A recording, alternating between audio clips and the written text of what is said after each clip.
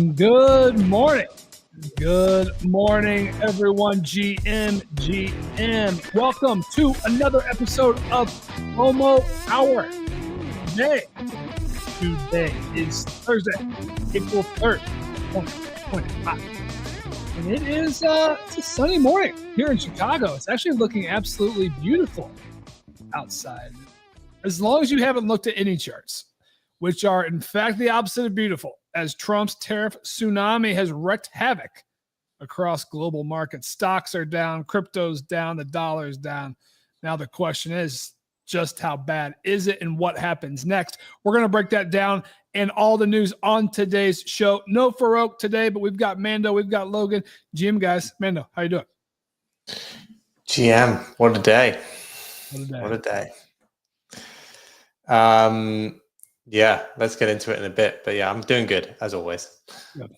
Lot to unpack. Curious for your reaction across the pond, and then Logan, live from Latin America. He's bringing some new perspective there for us as well. Logan, GM, how you doing? Hey, good morning, Tyler. Beautiful day here again this morning in Peru, on the west coast of Peru. I actually saw a noun sticker on my walk here this morning. Wow. Which was very surprising to me. But yeah, things are going well here, aside from the markets, of course. Where are you in Peru? You near Lima, or are you? I'm in Trujillo, which is the third largest city. It's like an hour north flight from northwest from Lima, I believe. Is that where they do the sand surfing stuff? I don't know. There's surfing around here, but I don't know about sand surfing. I don't know. It's wild to me. Many years ago. Many years ago. Nice. I have not been. Different life. I was 18 years old when I went to Peru. Wow. Yeah. I've been to Brazil. I have not been I've been to Uruguay, but I have not been to the West Coast. So Logie, you'll have to give us the full recap once you're deeper into the journey. I am surprised, to say the least, that nouns culture has permeated into the third biggest city in Peru. It was very surprising to see. It was, I believe, a nounish sticker or something about an art school. I was walking quickly to try to get here on time. I'll have to take a closer look, get a better picture on my way home. Yeah, you will, for sure. When I did that trip, I flew into Colombia. I went down. But it was me and four other guys. And this was back in the day of like, you would go to we went to, I think it was with STA Travel, and they like organize your trip and that. They were like, you're going to fly into Barranquilla, which is like, they were like, it's where Shakira's from, it's going to be amazing. We turn up and Barranquilla is like an industrial city in the north. And as soon as we turned up at the hotel, they were like, you cannot leave. Like, you will just get robbed if you walk around here. That was a good start to the trip, and no one spoke any English at all. And so we were like, "Oh, this is going to be." We were there for 4 or 5 months. Wow, yeah, that's quite the trip.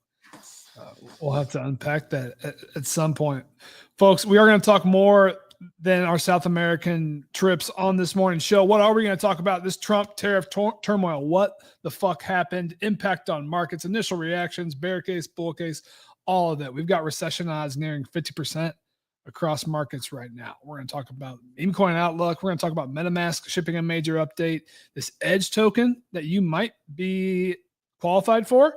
And then the back half of the show, folks, we're going to have the Parallel Wayfinder team on. Talk prompts, the future of AI agents, and a lot more. So excited for that combo. Before we dive in, shout out to our partners, starting with Galaxis. Galaxis is a Web3 platform empowering creators and brands to build unstoppable communities with full ownership and independence. Trusted by icons like Donald Trump, Steve Aoki, Mike Tyson, and the NBA, shaping together the future of engagement. And Wallet Connect is the connectivity network shaping the future of on-chain UX. If you've connected to a Web3 app, you've seen Wallet Connect. That blue logo, it's everywhere. An icon of trust in crypto, as recognizable as Visa at the checkout. So if you want to learn more, follow at Wallet Connect on X and Telegram to stay ahead of what's next. We love our partners. As always, shout out to them. Mando, if you're ready, let's just get into it. Who is the man, macro daddy of the land? Dig it? Yeah, that was not a great day. I thought Liberation Day would be a lot less than that. Turns out he dialed it up to 11 on the tariffs, and in some ways simplified it and just went after the people with the biggest trade surpluses with the US. But in other ways, that is just going to lead to wild inflation, in my opinion, if this continues. So I thought this was not how this was going to go. Let's put it that way. I thought he would target basically enemies or quasi-enemies of the US. Seemingly, he's just stuck a tariff on everything, and some very, very high tariffs for a number of different countries. This is going to affect a whole range of goods and US-based companies that create their goods overseas. And yeah, like it's not that's not looking too good. Like a 90% tariff on Vietnam is kind of wild. Also, just put tariffs on even if there's a trade surplus. Australia and the United Kingdom both have a trade surplus with the US. Both got a 10% tariff. I said there could be a world, where with negotiations, everyone's tariffs could come down. This, as a starting point, is going to be very, very tough for that to happen. I think that I saw some maths this morning that the average global tariff now goes to the highest level in history. Very, very high levels of tariffs across the board. So there's two ways you could have done this math. You could have been, this is reciprocal tariffs, right? The EU does have a 20% global tariff on goods coming in. So he could have said, look, we're going to do a 20% tariff on that. And he could have gone after India, which has very high tariffs, and been like, look, you have these tariffs on your goods, we're going to have on that. That's not what happened here. What he actually did, or the Trump administration actually did, was they went after who are the countries with the biggest trade surplus against the US. So Vietnam, for example, which is getting a 90% tariff, doesn't have anywhere near as high tariffs as that. Absolutely nowhere near. Yet it's getting a 90% tariff because it has such a big trade surplus against the US. And that's because a lot of goods are often made in Vietnam, a lot of cheap labor. But Vietnam as a place, which I've been to it as well, kind of pretty friendly with the US since the war. Actually, it's like very pro-US when you go out there. It's kind of like quite a lot of international companies are based out there. It's just like I know a lot of clothes are made out there, all this sort of stuff. So they've never really had like unbelievable tariffs against the US, and yet this is going to happen. So, and yet countries which do have high actual tariffs are seemingly less affected. So you have these like really weird scenarios where like small countries with a trade surplus against the US are getting taxed at like unbelievably high levels. Yeah, so it's I don't think if you're doing economics 101, this is necessarily how you would negotiate, let's say, because like I don't know what Vietnam can do. Right? It's not like they can come back to Trump and say, hey, we're going to drop our tariffs, because that's not what this calculation is. This calculation is literally just who's got a trade deficit. And that's something that isn't solved via negotiation with a lot of these, if I'm honest. 46% versus Vietnam, but they've that's the calculation that they've used to do it, because they've said 50% of that basically is going to become a tariff.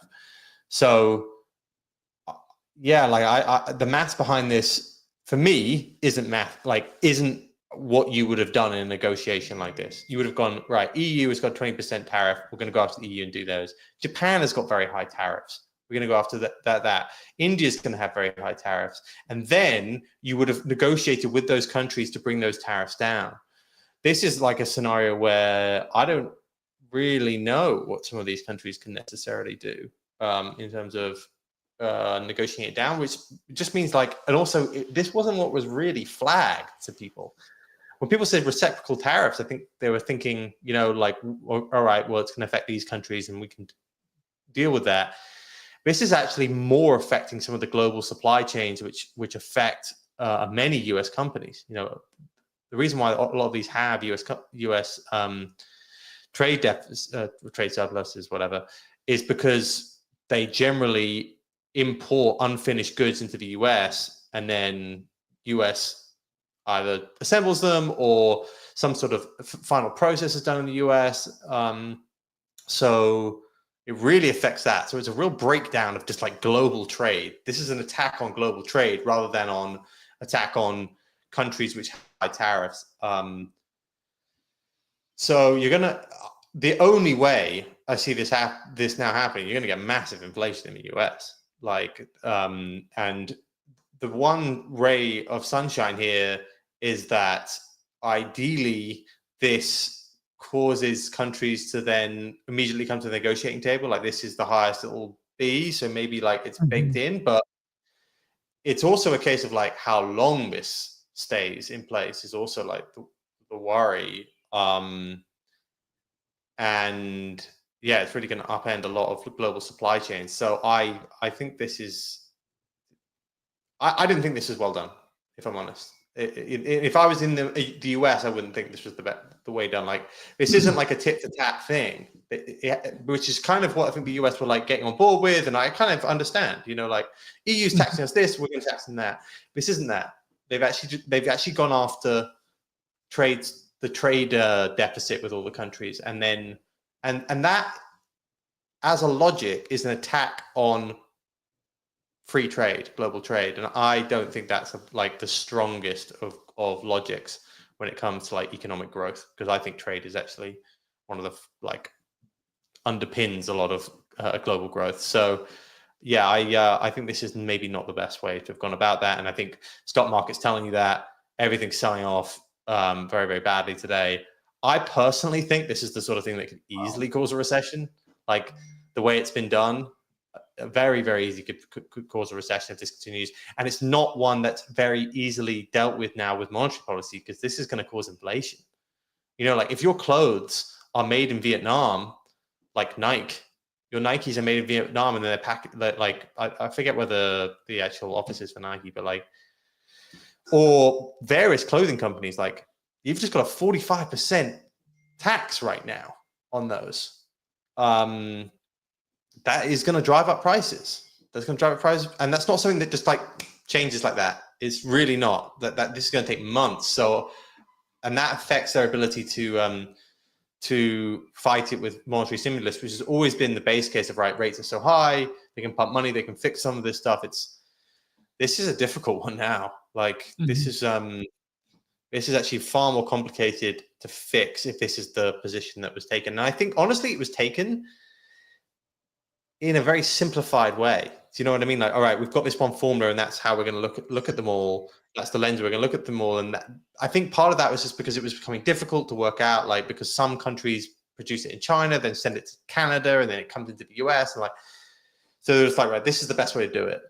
But this was also going to lead one of the harder ways to negotiate them down, because some countries will not be able to get to a trade surplus with the US. And that will also mean much longer negotiations, and this also affects inflation, in my opinion, way more than the other forms, where it was reciprocal, as in like, you have a 20% tariff, we're going to put on a 20% tariff sort of deal. So yeah, I think I am not a fan of what this was. I think this was not done well. Yeah, very, very fair reaction. Logan, I'm curious for your thoughts as well. I think just quickly, a couple of reactions on my side. I do think that the calculation on how they got to this has been one of the biggest problems with it. And now there's even people starting to uncover, like, Kobe, like, did they literally just run this through ChatGPT to come up with like a basic way to come up with this formula? And I don't know if that's been necessarily proven or not. But the logic behind these calculations, and some of the countries on this list are very easy to poke holes in, which I think has undermined some confidence. And I'm with you. I think the biggest thing for me is the uncertainty. Like, is this just a negotiation tactic with the intent to actually bring these down to more reasonable levels or not? And if you're a company, how are you supposed to operate in the near term if you don't know the answer to that? Like, are you supposed to bet that these are going to come down? Are you supposed to move forward like this is the new world order? And I feel like everyone's in this holding pattern, trying to figure this out. Like that's where my head is this morning. Logan, what was your reaction? Yeah. I don't have like, too much additional to share. Not a macroeconomic expert. And, I think most people have made up their minds reading their feeds as to whether or not they see this as a positive or negative.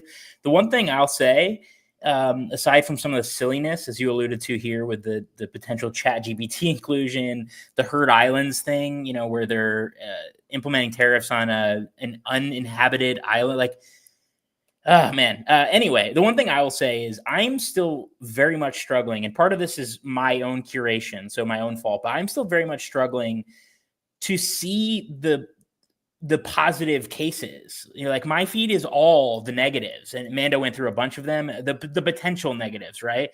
I'm just like, I'm not getting enough of the argument for why right now. And there's not enough like pro counterpoints for me to like get to a point where I'm feeling, okay, like this can resolve itself. This can blah, blah, blah, blah, blah.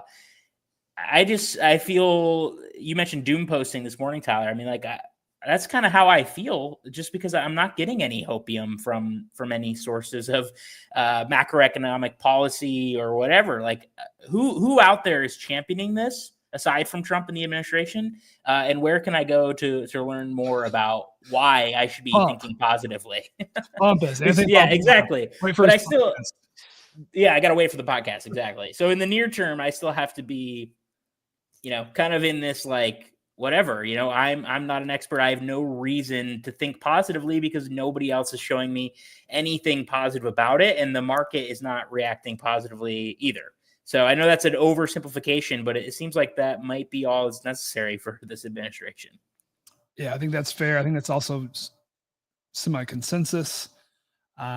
We've got... Yeah, I think just get into the logic of it. Like Vietnam, I just checked it now. ChatGPT has got a 2 to 5% tariff on some goods from the US. Yeah. So like, if you're in the US, did you think that maybe you should have done a 2 to 5% tariff back, right? And that's not what's happened. That's why I think people are getting very confused with the logic here. They think, oh, we're going to go after Vietnam. Like Vietnam doesn't really have tariffs against the US. A lot of goods do get imported to the US, but it's because they included this in the fine print there. Tariffs charged to the US is not just tariffs. It's seen as currency manipulation.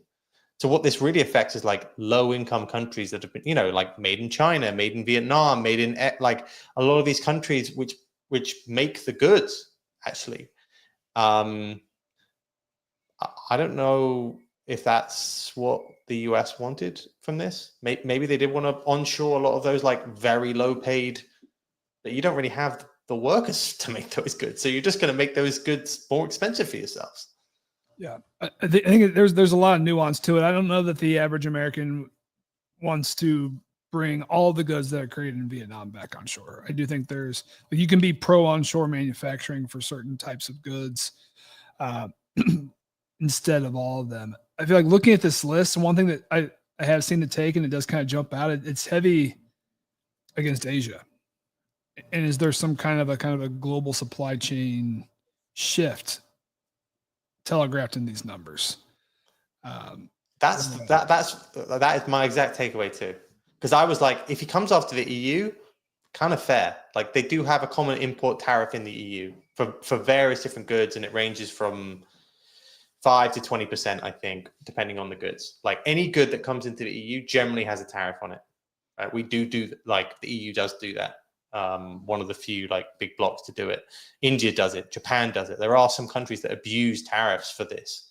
And they're not necessarily the people that have been affected as much by this. Yeah. It looks like Latin America, Central America is all at the 10% minimum for the most part. So I think that is perhaps one of the takeaways here. There's a lot to unpack. Maybe, Mando, let's talk about markets a bit. So we've seen the 10-year almost come under 4% here. It's lowest it's been for the entire year so far. I think you've mentioned stocks are down. I think the S&P is down 4% right now on the day. Dollar's down 2% as well. Crypto majors down quite a bit as well here. So Bitcoin down the full 4.5%, ETH down 5%, Solana 10%. So basically, the further out you go on the risk curve, the worse it gets for a coin, down quite a bit. I guess, what do you make of this? I think yesterday on the show you mentioned dips are meant to buy. Have you changed that perspective a bit? Well, I said for Bitcoin, if it goes to 80K, you meant to buy it. Bitcoin's held up actually remarkably well, and it continues to, because gold is too, and the dollar's a little bit weaker as well. Honestly, this is the sort of thing that stocks could drop like a lot more, like a lot more. And weirdly as well, like, we spoke about how Trump could go after big tech a little bit, and then, the average person wouldn't care. Like, in many ways, this does affect a lot of the industrial companies in the US. Like, there's a lot of raw materials or labor or parts which are made elsewhere that are then finished or created into or assembled or whatever in the US, and those businesses all get massively affected by this. Like, this is going to affect a lot of companies in the S&P. Like, a lot of people probably work for Nike. Is Nike a company that necessarily you expected Trump to kind of go after for something like this? And there'll be tons of companies like this. I haven't gone through them all, but like, there's a lot of brand, customer, consumer products companies here that are going to be really badly affected, really, really badly affected. So I think this can go, like, the real question is here. The reason why stocks aren't down 20% is because there's an expectation that there'll be some like negotiation between these. And like already you see Besant coming out and like trying to slightly downplay it and be like, oh, it won't be that bad and all this sort of stuff. And I think that's the hope. But then you also have not that sort of commentary coming from the same from the administration, because they don't want to be seen to be saying, we're going to walk all this back straight away. And also, this is kind of a cornerstone of what they were going to say. So I don't know, man. Like, this is really going to affect global. In my opinion, it's going to really hurt U.S. inflation, and it can hurt a lot of companies in the U.S. a lot. I think that's my challenge. And Logan, I'm curious for your additional thoughts on this too. But I feel like I'm so conflicted right now. I'm just laughing because I don't know. Like, it feels 50-50, like this is a negotiation tactic and they're going to lower these.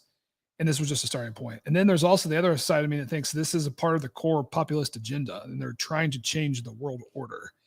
And this is regime change and global trade change. And we are at the very start of all of this. And then if you set these policies and then walk them back, so like, are you not, like, what Trump has done is follow through on his promises. I think his base can at least be happy in that. He's doing what he said he was going to do. Now, if you set this all up and then you walk it all back, are you not going after those promises? So that makes me think they're going to keep following through with this. So like, I don't know. I still haven't made up my mind. Logan, what no, I mean, I'm right there alongside you, Tyler. Like I said, I mean, I can see the case that's been made here previously by this administration. I understand to a degree, right?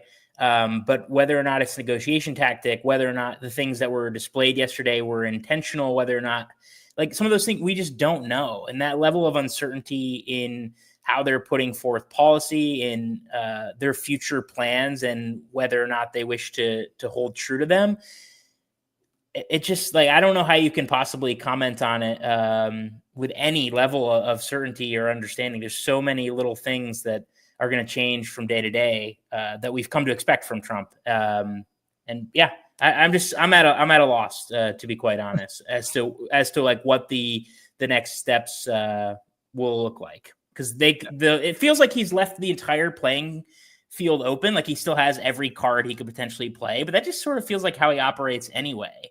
because you can do, if he does something really silly, you'd be like, oh, well, it's just Trump. He's just being really silly.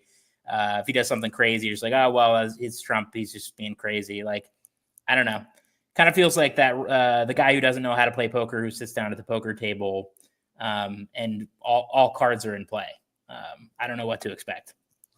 I did find one bull take on the timeline. There weren't many. All right. I'll share this for some of the bulls here, and then maybe Mando, if you want to give reactions to this, and then we can move on. I want to do a couple other quick headlines. Kyle from Milk Road saying the bull case are basically tariffs are the highest they are going to be right now. So we have countries removing tariffs, more negotiation. He's saying inflation lower, and that inflation was high because of the scare. I think he's also been sharing those trueflation numbers. I think that piece is a little bit more debatable. Fed rate cuts. We did have the headline right before the show that traders are pricing in now 50% chance of 4 Fed rate cuts. So that is potential bull case, dollar lower, China printing money, global liquidity higher, stablecoin bill. Valid bull case, reactions to this? Weirdly, I think the case for crypto is slightly different than the case for Sure. a lot of other things, right? Like this actually does weaken the case for the dollar slightly because it attacks the concept of the US being the center potentially of trade as much. If they're going to slap a 50% import tax on from certain countries, then maybe they're going to sell their goods to somewhere else. So the dollar's a little bit weaker, which in some ways that's meant that Bitcoin looks okay, gold looks okay, although gold did fall as well even on the back of this. But for stocks, I think this is what I just told you there is like this assumption that you can bring down tariffs. Firstly, that has not been the reaction from the vast majority of countries. EU said it would respond. China said it would respond. Japan said it would respond. The only ones that have showed restraint have been Australia and the UK, because I think they know that they'll probably be able to get theirs down. That would be kind of crazy for at least them to face some sort of a tariff. Most of the others have indicated, they're gonna. They've just said that we're going to respond. I don't know how aggressive that's going to be. But also the second bit of this is this isn't an attack on reciprocal tariffs. Forget that word. That's not what this is. Mm-hmm. This is an attack on anyone who has a trade deficit with the US, and that is very difficult to negotiate for a lot of these countries. They can't just change the trade deficit. They can if it was about tariffs. Then I think you can get into a deal making, and that can be sorted in a deal, in a trade deal between two countries, and be like, hey, yeah, you've got these tariffs, reduce them. You can't do that with half these countries. Right. And it's shown most ridiculously with the small countries with zero people. Take that to the extreme. There's no way that country can do. It's not like they've got a 90% tax from the US. So yeah, I think this is going to have a long-term impact. I think Bitcoin can do okay here still. I'm not bearish on Bitcoin. The Bitcoin dominance is going well. It's Bitcoin dominance is going higher again, right? 63% now. Yeah, highs since 2021 now. That looks up only to me. Yeah, not great when our leading risk indicator, global leading risk indicator, is down 30%. I saw that last night. That's when I started sweating a little bit more. This was the chart I had my eyes on the most, but could still be a handle. Could still be painting that handle on the cup here. So we'll certainly see, folks. I think that covered the tariff story. I'm sure we'll be talking about it more on the days and weeks to come.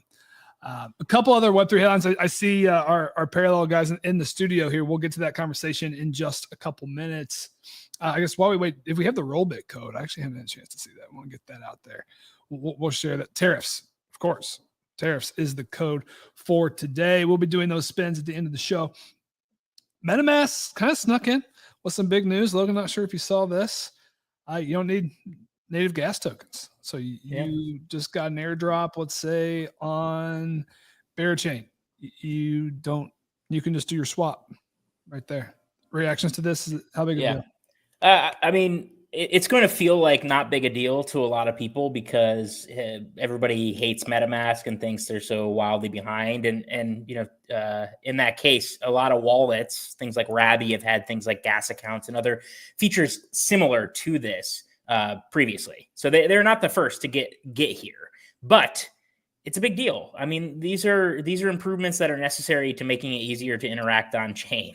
And despite the fact that the incumbent took this long to get here, whatever, they got here at least. So I think that matters. I still use MetaMask from time to time. It's not my default wallet, but I don't have the general disdain for it or the brand that it seems most crypto participants actively do. So yep. I'm all for innovating, adding, even if it does feel later, because I think that much like what we've seen with like OpenSea, for example, you make these types of things, people may just start using it again just because of their the habits, right? The habit forming that came from 2021. So yeah, I'm all for this. That's a nice positive for MetaMask. They've been doing stuff. They have. Yeah. I feel like they were kind of like the sleeping giant, kind of resting on their laurels perhaps, but now they've been shipping again. So I like to see that. And I'll admit, I still use MetaMask. This is great. This is like one of the main issues of onboarding for people, right? You bridge to a new chain and it's like, oh God, like what have I got to do now? It's great. Great. Probably not great for some of the L1 tokens. We're still going down the road of maybe you can pay your gas now in stables. I guess that will actually end up being converted to the currency anyway. But yeah, it's still good. And they partner with Revoke Cash. They've got a Revoke Cash tie-in now directly in the portfolio tab. So I thought that was good. And Logan, maybe last quick story here. There was a surprise airdrop yesterday. This Edge token is doing well. I think it's up 2x off the bottom. I don't know a whole lot about this. Curious if you had a chance to dig in. Yeah, Definitive is like they may use a different word for it, but more or less like a trading terminal, right? So you can trade across different chains. I've used it a little bit. There's some other competing products that I'm actually blanking on the names of right now. But if you take a look there, Tyler, like you could click that CB BTC tab and you can swap to, I'm sorry, I meant to the left. But anyway, you could trade on a different chain, for example. As you open that up, it lets you. Over to the right, yeah. So you can toggle from base and so no, you're good. Toggle from base to Solana or whatever. So it's just like it consolidates a lot of the cross-chain trading that you may have wanted to do into one spot, in a nice little spot to do so. So yeah, actually I was checking some of my wallets because the eligibility criteria here is rewarding on-chain traders, right? Heavy on-chain traders from things like Hyperliquid, Photon, BullX, et cetera. So, I mean, if you trade a lot of Solana meme coins, there may be some tokens awaiting you. Actually, the few wallets I checked were not eligible, womp womp. But nevertheless, free money, tokens, airdrops, we need them right now more than ever. Thanks for walking us through that. So, folks, if you trade on Hyperliquid or Jupiter, go check that out if you're interested. You may have some tokens. Breaking news, Mando just mentioned, I believe, is out of Macron here, urging companies to pause U.S. investments. So I don't know that that's necessarily what. Good. Pause U.S. investments, and their response to Wednesday's announcement of U.S. tariffs will be more massive than previous response. Good start. Not what we wanted there, to say the least. Yeah. If this is an art of the deal thing, and all these companies are like, you know what, F them. We don't really need them. It should make for a fun next couple weeks, months, whatever. Yeah. Fun is an interesting word to choose there. Yeah, fun. I know. Okay. Yeah. Well, I think we went around the horn. I'm sure that there's a few other stories from the day. Maybe we'll catch up on those tomorrow. I want to make sure we have enough time to chat with our guests here. So I want to welcome Kalos and Adrian here from the Parallel Wayfinder team to the show here this morning. Folks, I think most folks now, if you've been around, you know the Parallel game, one of the longest running Web3 games we've had now. They've been going deeper into AI with Wayfinder. They've got a TGE coming up for prompts. There's a whole lot to unpack. Adrian, Kalos, Jim, how you guys doing? Good morning. Good. Thanks for having us. Yeah, thanks for having us. Excited to have you guys on. So there's a lot of directions I want to go with this conversation. We have a lot to unpack, but maybe just let's just start with some background for any listeners out there who may not understand the story, the evolution from Parallel. Maybe give us the quick history and maybe describe where the ecosystem is right now. Yeah, sure. So we started by building a TCG, and that TCG is available for download today in the Epic Store if you want to play. And we kind of designed a number of kind of games based on the assets that the TCG produced. We have one of them in alpha today called Colony, which is an AI simulation game where an AI agent is the player and you talk to the agent, and everything in the simulation is on chain. And that game is in its kind of earliest alpha stage of testing with community members and will continue to roll out. And then we have a third-person shooter that we've been working on with our partners at B3, which is like a gaming layer off of Base. And that game is called Sanctuary, and that game's slated to come out in Q3. And kind of the happy accident in all this is, in Colony, as we built this AI agent that had access to a restricted subset of smart contracts, be it mining or going to the store and buying something or whatever else. Essentially, we created an agent that was able to interact with blockchain networks in a very limited way. And it begged the question, and a lot of that was inspired by the Stanford Google Simulacra paper, which was kind of an AI agent game or simulation, I should say, where agents kind of demonstrated emergent behavior and started doing things that were unexpected, like planning a Valentine's Day party. And we wanted to create something like that. And so, when we stepped back from the creation of that game, we started to realize, okay, well, we've got this base framework for an AI agent to be able to interact with these limited smart contracts. What happens if we make it agnostic? What happens if we make it a tool that anyone can use to simplify interacting with everything? And, I think Adrian and I maybe mulled over that enough times to eventually say, like, hey, there's something really big here. And we think it's, monumentally ambitious, but very valuable if executed correctly. So that's kind of how this all happened. And that became Wayfinder, to be clear. Yes. So I think that's a little bit of the intro for Wayfinders. And maybe now can we dig into like what Wayfinder is and then kind of exactly where it fits in the eco? Sure. So Wayfinder it's kind of a number of things. It has wallets, across Ethereum, Arbitrum, Binance Smart Chain, Polygon, and others, as well as Solana.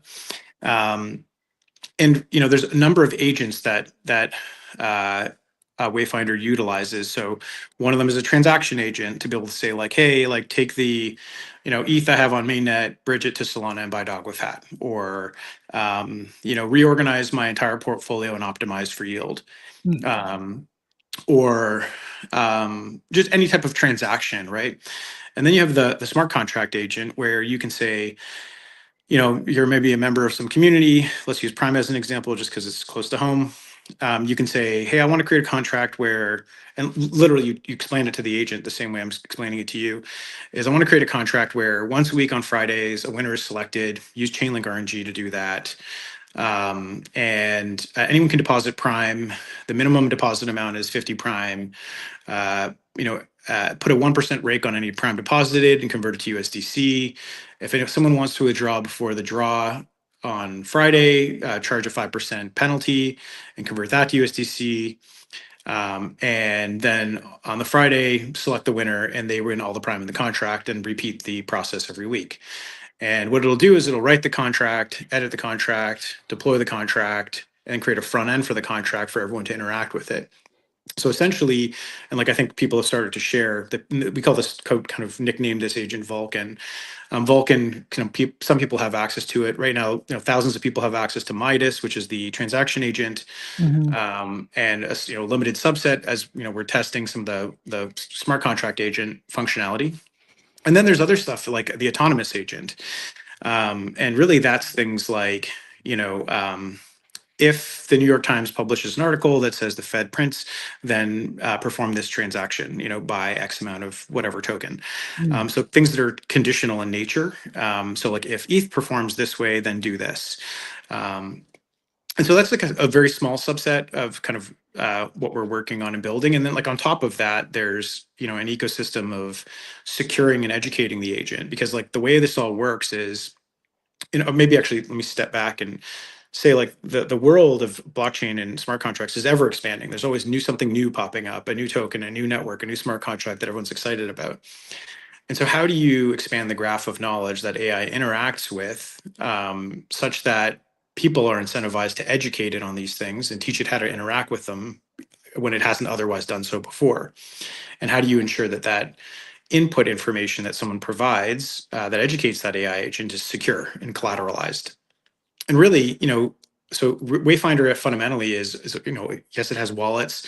It's able to transact, it's able to build and deploy, it's able to perform functionality independently based on conditional environmental inputs, kind of like you have OpenAI would have access to external sources like tools, and you'd have Anthropic who have MCP. Essentially, they're all just tools that AI agents use to interact with the world outside. So it's kind of this big new idea of sitting on top of everything, and allowing people to do things in extremely simple ways. And we've always kind of had this ambition as a space of like obfuscating the complexity. And this does that because it puts almost like an intelligence layer between you and everything. And that's what people I think are excited about, because they're starting to see this and use it for the first time, and it's real. I've seen the excitement. I'm friends with Andy 805 too. I've seen like the experiments that he's starting to run, and I like that. And I had it up on the screens. I think it. I don't have his original tweet, but basically he used the tool. He used natural language programming to say like, hey, this is what I want to do, generate the code, and it did it. And now he's actually like working through the process of having developed the code and now debugging it, which is something. Well, I think. Yeah, like I think he's actually not even debugging it. He's saying, can anyone see any issue with it, right? He also created like a generative art collection, and people started using Wayfinder to mint that art collection, which he used Wayfinder to create. So I think it's this thing that's incredibly powerful. It's almost like limited by the creativity of the person. Like, how good are you at prompting? I think we've heard this like narrative of like prompting as a skill.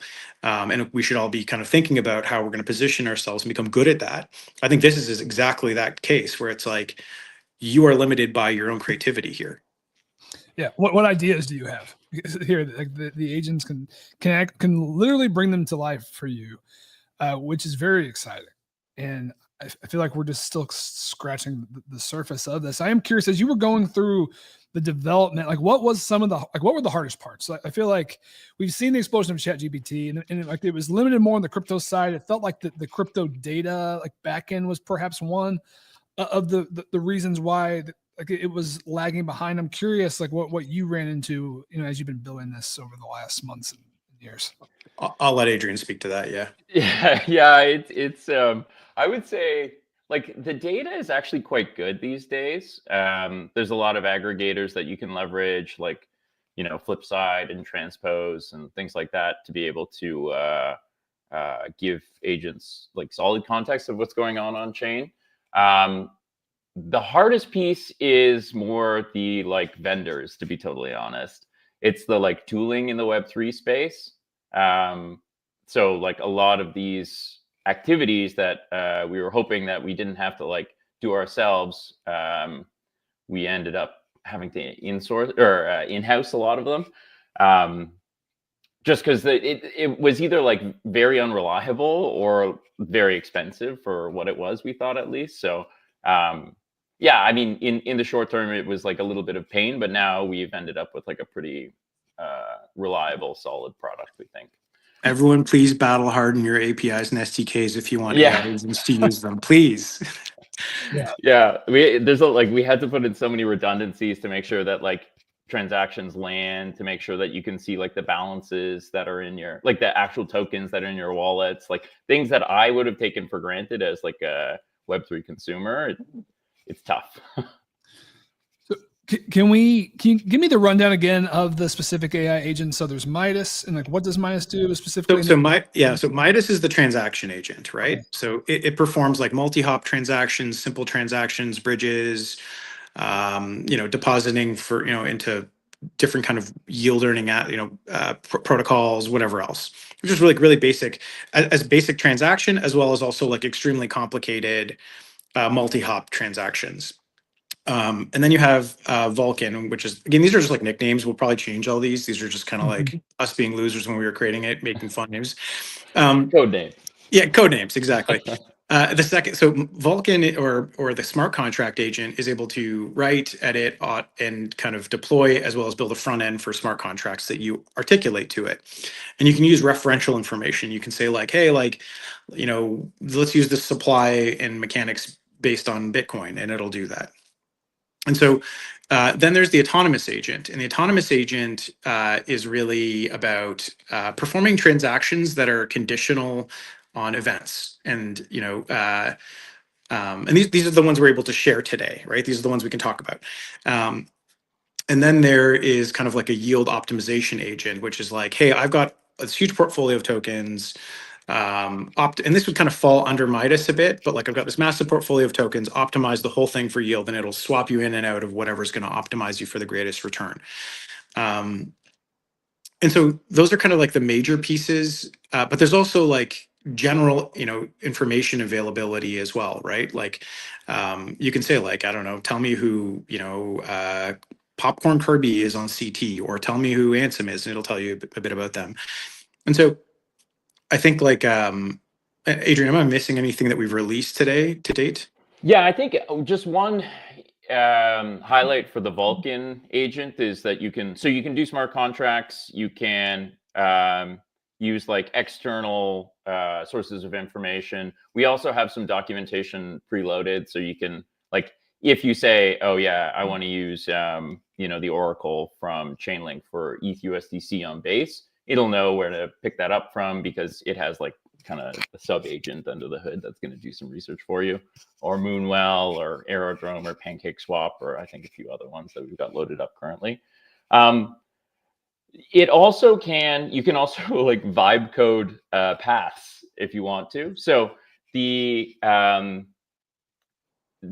agent is like capable of not only doing smart contracts, but also creating like new capabilities for Midas, for the transaction agent. So sorry, Adrian, I don't think they maybe we should just roll back. Can you explain what paths are, so that everyone understands what that means? Yeah.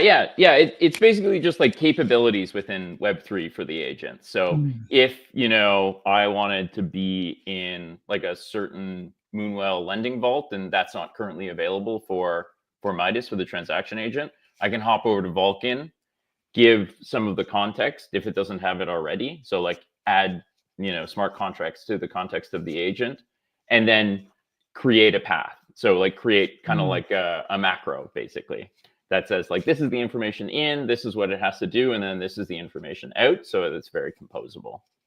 And then if you want to, once you've created this macro, this function, you can say like, okay, it's useful for me, maybe it's useful for other people, so I'd like it to become public. And if it becomes public, then that becomes like part of the capability for anybody to use within these other agents. So as people are creating stuff, all the agents kind of benefit from it. And the person who creates it gets some sort of reward. Yeah, so essentially, as people teach Wayfinder new things, and there's some like nuance to how that's collateralized and secured and so on, it becomes smarter because it becomes capable of interacting with more contracts, and there's an incentive for that, and everyone gets the upgrade automatically, right? So essentially, it's this machine that becomes better as a result of people using it. This is so I was reading through this tweet. I didn't quite, the light bulb hadn't gone off. Yeah, but now it has. I feel like this is a pretty big differentiator. I want to get your thoughts on the broader crypto AI meta. I don't think we saw this type of incentive mechanism. Now, all of your users are incentivized to help build out Prompt's capabilities. Yes. And then the agent gets stronger. Yes, and Prompt is the collateral used to secure that information input. But I think like there's a lot of fundamental differences than what you've seen, like major differences than what you've seen. Let's talk about it. Like, I mean, I'm curious. So you all have been working on this. You've had the vision. You've been building it. Meanwhile, from November to January, we saw, I'll call some slop AI reply bots see 9-figure valuations. Like, what did that impact you? Like, what were your thoughts and takeaways as we had this huge bubble blow up and then deflate here while you guys were all heads down building? I mean, it didn't impact us really. I think like we were watching. It's not really what we're doing. I think I'd consider those like social agents, really, right? Like they can't really do any of the stuff that even Midas can do at its most basic level. And that's not to say there isn't really a place for social agents, and they don't, have some kind of meaningful future. I just think that Midas nor Vulcan nor Wayfinder as a whole is even comparable, because it's not really supposed to be something that's like, hey, like everyone can just talk to it as like a social character and it's funny and says stuff. It's more like your personal banker, right? It's like the same way if someone most people don't understand Swift codes and how wires are sent, and you just tell your banker you want to send a wire, and that's pretty complicated as a process in traditional banking. This is easier. You're just like, hey, I just want to send money to this person. And you're like, okay, and it's done. Or you're interested in buying some mutual fund or whatever, ETF or something at a bank. Like you're just like, can you put me into this ETF? Or if you're self-directed, you can just do it yourself. Really, this is like a way for people to interact in a kind of structure and format with crypto systems, but having support structure in place, so they don't have to know what dexes to use, where the best yield is, or all these different things. It's just, we as a collective educate Wayfinder, and therefore Wayfinder doesn't require the consumer to know how to do any of it. It just does what it wants it to do. It's a powerful model. I think, yeah, the agents in that November to January time period, I think just did something totally different. And I feel like for that like chunk of time, that's what everyone assumed agents in crypto were. It was just like like social conversation bot, which I think were really cool. Like they definitely had utility. I think the space got a little bit like noisy, to be honest. And I remember going to some meetings and people were like, oh, cool. Like doing little demos and people were like, yeah, that's great. But like, how do I get it to tweet at people? And I'm like, oh. Like we kind of, well, when you step back, we kind of built social agents like a year before all this happened, right? Because we built Colony and people were interacting with these social agents that were performatively behaving in certain ways, like sci-fi characters from our world. We just didn't really think like it was super valuable. And that's maybe an oversight, really, but like we didn't really think like just wasn't a flag we wanted to plant to be like, we're going to create characters all over the internet with these guys. It was more like we did that, but for a game. But people definitely were like, are you going to do something? Like it's happening. Like, we're like, but we're not building that. So we think we made the right choices. Yes. We're really focused on building something that's of like extreme usefulness. Like I think the last like 10, let's say there's 10 million of us or whatever, or obviously more, but in blockchain and crypto today, like I think the next 100 million people need a very different support structure than a green and a red button. I think like a green and a red button for buy and sell is, even as simple as you can boil that, is very analogous to money. Most people are very confused by money to begin with, and stock trading systems and this type of stuff. So like I think we need a new solution. And the new solution looks a lot like helping people, educating them, making them feel comfortable, absolving them of having to understand the complexity, allowing them to make decisions and seeing what's happening and ask questions. And And that's really what Wayfinder is designed to do. And if you want to be really complicated, you want to run really crazy DeFi strategies, you want to run, portfolio optimizations, you want to build and deploy smart contracts for people to interact with, you can also do those things. But if we need to first service that, next 100 million people, and I think that will look nothing like the last, kind of number of years of products that we've built. And we have never seen a different product. They're all very similar. They're all like, you want to buy Bitcoin, green button, red button, but it's like, that's about it. This is nothing like that. Yeah, if I can jump in, this has been really enlightening from my perspective. And disclaimer, prime casher, and I've been following the Wayfinder journey for quite some time now. I really love what you guys have been sharing here. It's analogous in my head, just because I've written some stories about the vibe. You're kind of like vibe coding for crypto participation. You know what I mean? Which is really, really important. And that's an oversimplification, of course. But I'm generally curious, like, how do you plan, aside from gating access and stuff to get going here, how do you plan to onboard people to this and make sure that they're aware that this is possible? Because as you've alluded to, you have built something different than those other AI agents, right? And it has just much, much more to it. How do you kind of break that in their head, that definition of AI agent and AI interaction, and ensure that they understand just what can be done to get them to onboard and start interacting with crypto in a different way? Yeah, I think a lot of it comes down to like awareness, right? And I think as we put these tools in people's hands, we're starting to see people share what it's doing and how easy it is. And like essentially the consumer, the user of the product or tool is becoming the net promoter, right? But like they're like, this is ridiculous. I just bridged and did something that would take me 20 minutes in like 2 seconds. And so I think like the delta is so massive and people underestimate it, and we're still like not even at optimal speed on the application in terms of compressing the LLM to see kind of optimal processing times. And so I think a lot of it's going to come down to 2 things. One, like putting the correct messaging together to share that message and in that message demonstrating it. Like I'd love to see someone sitting at a desk who's like let's get Logan sitting at a desk who's, super capable, I'm sure, with all the different tools and tabs he uses to be able to do something. And then get Adrian or someone who's never touched this stuff with Wayfinder and ask both of them to do the same thing. And I got like $50 that says, the person who's never done it will get it done faster than Logan would do with all of his tools and tabs.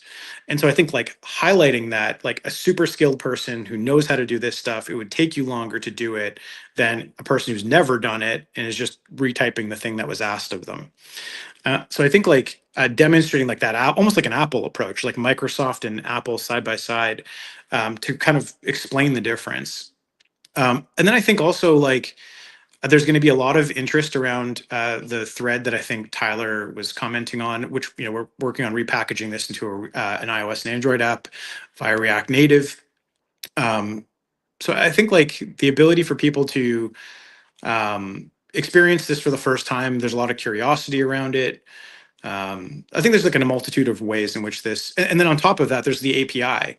Like there's going to be times where you're interacting with Wayfinder and you don't even know you are. Like a great example is if you're out there and you're watching this and you run some informational site that has, a bunch of token information or crypto information, and you want to put actionability and share in the value derived from the transactions associated with that information. Well, when our API is ready, we'd love to work with you. And so I think, proliferating that ability beyond just our application, beyond just our desktop, app, and our mobile app, I think making it available and putting it into everything is the objective. And I think lastly is just like, beyond crypto is like thinking about how you can create viral moments and allow people to do things that were otherwise very difficult. And in that, maybe provide additional utility to all crypto. Like, still you have to go hunting down different websites if you're going to go try to book a trip with crypto. It's like, why couldn't we just be the translation layer between like organizing your trip, finding your places to stay, paying for that, like a multi-agent framework. So I think there's a lot of stuff that can go completely gangbusters viral here.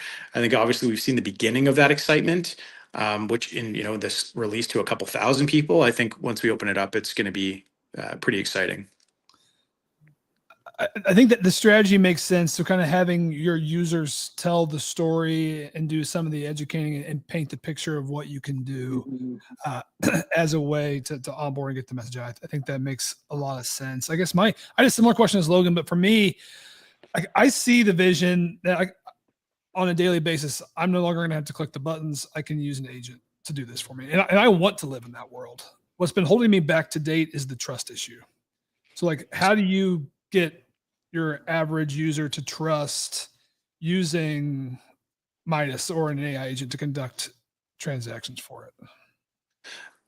So I think that there's like an education opportunity here. Like you still just have a wallet and a signature, right? And it's simulating the transaction prior to your execution. So you're looking at the thing you want it. You said like, I want you to take my USDC from Binance, bridge it to Solana, and buy X token or whatever. You're looking at the transaction that you dictated before you execute it. So like, I think a lot of people have this idea in their head that I gave an AI agent access to a wallet and therefore it's going to run wild and throw my tokens all over the internet. And it's like completely incorrect. Okay. None of the way Wayfinder works is anything like that. So I think there's obviously an education opportunity there, but I think like, coming back to the growth kind of conversation, initial kind of how these things get traction generally. I think now we're sitting like over the last 2 weeks or a week and a half that we've given this to a couple thousand people. There's now 1.3 million wallets across EVM and Solana. And I think looking at, the example of ChatGPT is a great way to think about it, is like, what are those really exciting things that you're like, I can't believe it's doing this and it's doing it so well, like it does for Ghibli images. And I think, those are the types of things that become net promoters and kind of explain, those people become your growth levers themselves, and they're the ones who are like, you have to try this. And so I think our goal is to create like holy shit moments and like, you have to try this moments because it's infinitely better. And I think that kind of points back to that classical adage of like, if you're not 10x better, it's not good enough. And that's really what we're aiming for. So and I see, maybe it's just my Twitter feed, but I see it all the time. Like people doing very complicated transactions, posting their simulation results and posting the like outcomes and talking about it pretty like aggressively. So I think the community has been doing an awesome job of showcasing its capabilities for others. Well, maybe I need to curate my feed. I see that unless doom posting and shit posting on a daily basis. But I do think this can be a 10x product. So super excited for this and what you all have been building. And I feel like some culmination here of years of effort coming. I guess we could talk for a full hour. We're already 7 minutes over. I guess I want to give you a chance. What do our listeners need to know? What do you want to leave them with? How can they, engage? Yeah, so on the Wayfinder side, because we spent so much time on that, go to app.wayfinder.ai and you can sign up and register and get your wallet set up. So you're kind of in the initiation pool to get selected for early access. So you can be the people who get to try it first. On the Parallel side, definitely follow at Parallel TCG on Twitter. If you haven't, you're welcome to download the game today at the Epic Store. I think this year's prize pool, we just held our first championships in Vegas. I think this year's prize pool is significantly larger, definitely in the seven-figure range. Shout out to the Echelon Foundation for arranging that, and all of our partners and everyone who made that possible. If you're into trying the AI simulation game, you can follow, I think it's Parallel Colony or on Twitter, and definitely register to play that. That's coming out in iOS and Android. It's already in test and alpha today and rolling out further in the coming weeks and months. And then follow Sanctuary_B3 if you want to learn about our third-person shooter. And yeah, just thanks for having us, Tyler, and Logan, appreciate you guys, and Adrian, thanks for all you do as well, making everything work, because it's a complicated thing to build. Yeah, well, thank you both for coming. This wasn't a very insightful conversation.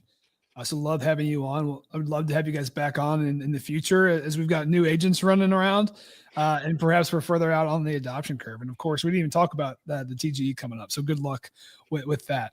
I know that's going to be a big one and one that folks have a lot of eyes on. So congrats. We'll be rooting for you. Thanks for coming on. Awesome. Appreciate you guys. Bye-bye. Thanks for having us. Awesome. Well, folks, thanks for staying on with us. That was a hell of an interview. So love having the Parallel Wayfinder team on, but it's your favorite time of every show. Let's do those roll bit spins.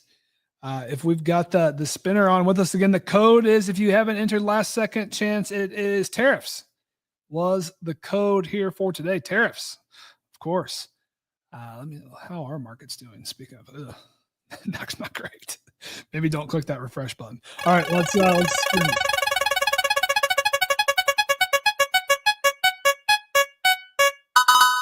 Son of Web3. It is your lucky day. You won. Son of Web3. All right. How about that you are the winner off this. Go ahead and request to come on up here. We will give you that thing. Son of Web3. Oh, all right. Looks like they have requested that. Always love fast requesters. All right, Son of Web3, GM. If you're with us, you won. How you feeling? What's going on, guys? Good morning. Congrats, you won. All right, let's do the spin. We've got a punk in the box, we've got a penguin in the box, and a bunch of rec guys. Ooh, that's a nice block too. Let's see what we got. Son of Web3. Spin it, baby. Thank you. And you want a rec guy. It's a nice one. It's got that nice shiny green, kind of matches the new rec drink. Hopium. That's Hopium. God, we need all that. So congrats, Son of Web3. You just won a rec guy. Nice price for tuning in to FOMO Hour here this morning. So we'll coordinate with you after the show. Appreciate it. And of course, appreciate you as well.